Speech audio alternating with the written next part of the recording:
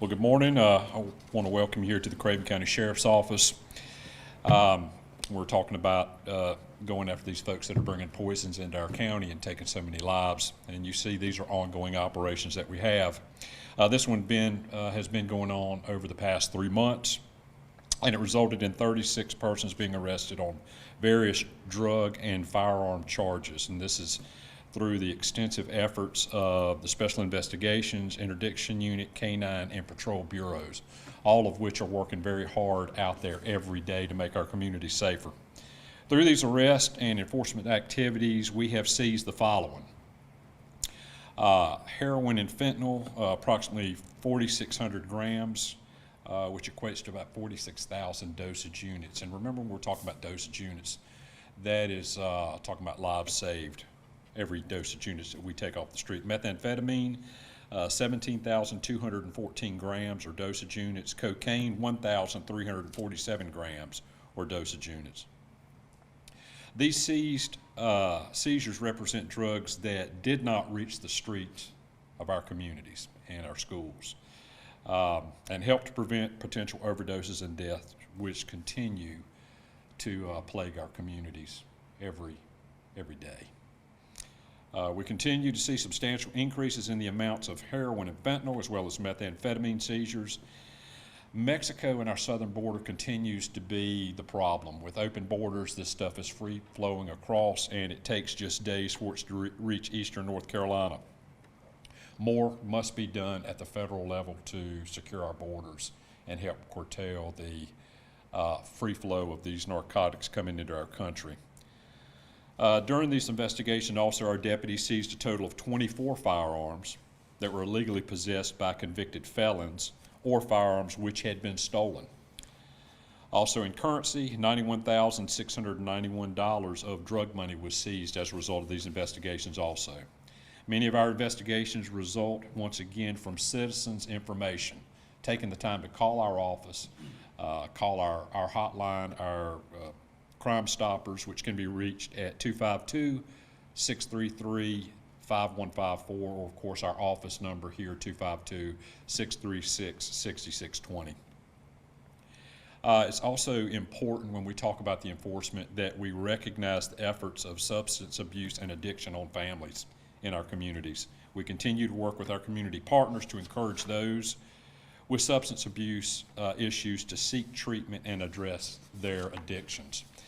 And we have processes and procedures in place in our confinement facility now that help recognize those that come in, that we bring in during these roundups, that have addictions, that want to help themselves. We have things in place now to assist them. And that too is equally important when we talk about not only the enforcement aspect of it, which we all know we can't enforce our way out of it, but to getting those folks that need the help, getting them the help they need. So once again, they don't come back to our jail, and they can be a productive member of society and live a healthy life. With that, I'll take any questions that you might have. You also have a list of these folks that have been apprehended by our teams, and if you'll look at it, these are very substantial charges. When you look at some of them, felony trafficking in heroin and fentanyl, once again, fentanyl seems to be the leading cause here. And we're getting it at just the amounts that we are seizing is almost unbelievable. And when you look at how much we're getting, even if you look at the numbers from our last roundup in January versus now, the amount of methamphetamine, fentanyl, and heroin has increased substantially. Once again, a direct result of open borders at the southern part of the United States. I was going to ask, because I know a lot of the areas in eastern North Carolina do have a lot of law enforcement have run-ins with people a lot of the time. It involves drugs. Would you say the same kind of is here, where a lot of the things that you guys investigate somehow have a tie to drugs, I guess? Yes, absolutely. I mean, a lot of our property crimes are directly related to narcotics. When people are trying to fuel their addiction, then they will go and unfortunately they'll steal from others and steal from businesses just to be able to get that next fix.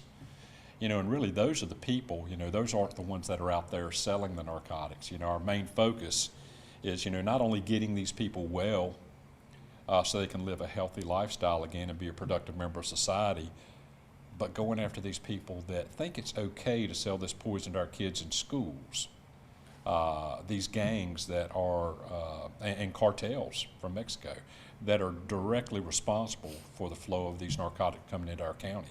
And it's not just Craven, it's every county in this state. And I've said it time and time again, I'm now a border sheriff. Even though we are not directly on the border, we are dealing with the direct results of an open border. So we will continue to make this county a very uncomfortable area for these criminals to operate, and we will continue to help those that are sick and need help. How do we compare right now with the rest of the state or nationally as to the drug situation?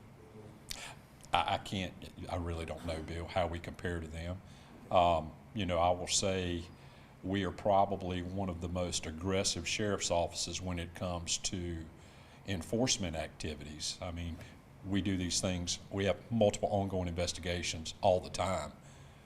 But you've been to many of these press conferences where, we're showing you here, and these aren't just simple possession charges. These are bad people that are trafficking poisons that are directly, that are killing our citizens. So I think we can compare us to many of the other offices throughout North Carolina.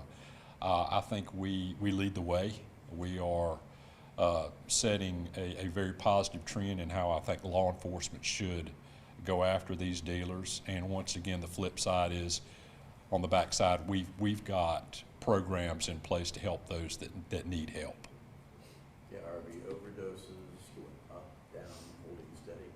Look, it's like peaks and valleys. If some really bad narcotics hits the street, then we're going to see overdoses go up. We do know that when we're out there buying dope off the streets and making these large seizures, we see that the overdoses will go down. That's why it's so important. We keep hitting them with everything we've got, and we'll continue to do that.